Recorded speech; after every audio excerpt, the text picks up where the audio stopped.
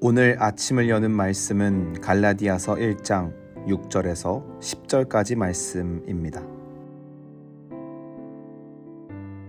그리스도의 은혜로 너희를 부르신 이를 이같이 속히 떠나 다른 복음을 따르는 것을 내가 이상하게 여기노라. 다른 복음은 없나니 다만 어떤 사람들이 너희를 교란하여 그리스도의 복음을 변하게 하려 함이라. 그러나 우리나 혹은 하늘로부터 온 천사라도 우리가 너희에게 전한 복음 외에 다른 복음을 전하면 저주를 받을지어다. 우리가 전에 말하였거니와 내가 지금 다시 말하노니 만일 누구든지 너희가 받은 것 외에 다른 복음을 전하면 저주를 받을지어다. 이제 내가 사람들에게 좋게 하랴, 하나님께 좋게 하랴, 사람들에게 기쁨을 구하랴, 내가 지금까지 사람들의 기쁨을 구하였다면 그리스도의 종이 아니니라. 갈라디아서 1장은 갈라디아 지방 교회에게 편지를 쓴 이유와 더불어 교인들에게 권면하는 메시지를 담고 있습니다. 오늘 말씀을 통해 현 시대를 살아가는 우리 또한 어떤 삶을 살아야 하는지를 깨달아 알고자 합니다. 갈라디아 지방에 있는 교회들은 사도 바울에게는 특별한 곳이었습니다. 바울이 안디옥 교회로부터 파송을 받아 처음으로 선교하기 시작한 곳이 바로 갈라디아 지방이기 때문입니다. 바울은 바나바와 함께 이 지역에서 유대인들의 핍박과 돌에 맞는 고초까지 경험하면서 복음을 전했습니다. 그가 전파한 복음의 내용은 간단하면서도 명확했습니다. 오직 믿음으로 구원을 받는다는 것이었습니다. 이 진리 앞에 많은 이방인들이 회심했고 제자들이 세워졌으며 나아가 교회가 탄생했습니다. 그러나 바울이 떠난 이후 갈라디아 교회에 문제들이 생겨나기 시작했습니다. 그것은 교회 안에 다른 복음을 전하는 사람들이 생겨났고 많은 사람들이 순식간에 다른 복음을 쫓아간 것입니다.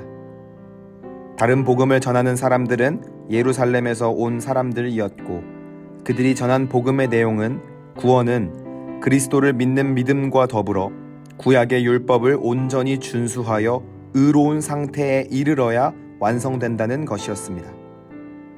특히 할례를 받아야만 구원이 완성된다는 말을 강조했습니다. 갈라디아 지방 교인들이 다른 복음의 마음이 흔들린 이유가 몇 가지 있었습니다. 첫째로 할례를 받으면 최소한 유대인들의 핍박과 박해는 모면할 수가 있었습니다. 둘째로 아직 믿음이 약한 갈라디아 지방 사람들에게 할례는 자신들이 가지고 있는 믿음을 더욱 완전하게 하고 성숙하게 만든다고 이해됐습니다. 셋째로 할례는 구약의 계명들을 완성시키기 위해 따라가야 할 하나의 단계로 여겨졌습니다. 이처럼 여러 상황들이 교인들을 다른 복음으로 이끌어가고 있었습니다. 이 소식을 듣고 사도 바울이 갈라디아 지방 사람들이 다른 복음이 아닌 진짜 복음 안에 거할 수 있도록 편지를 쓴 것입니다. 사도 바울은 편지를 통해 우리의 구원은 오직 하나님의 전적인 은혜로 인해 주어진 것이며 그것 외에 인간의 노력이나 어떠함이 들어갈 틈이 없음을 분명히 합니다. 죄와 허물로 죽었던 우리가 하나님의 백성이 되게 하시고 자녀가 되게 하신 데에는 그리스도의 십자가 공로 외에는 어떤 것도 작용하지 않는다는 것입니다.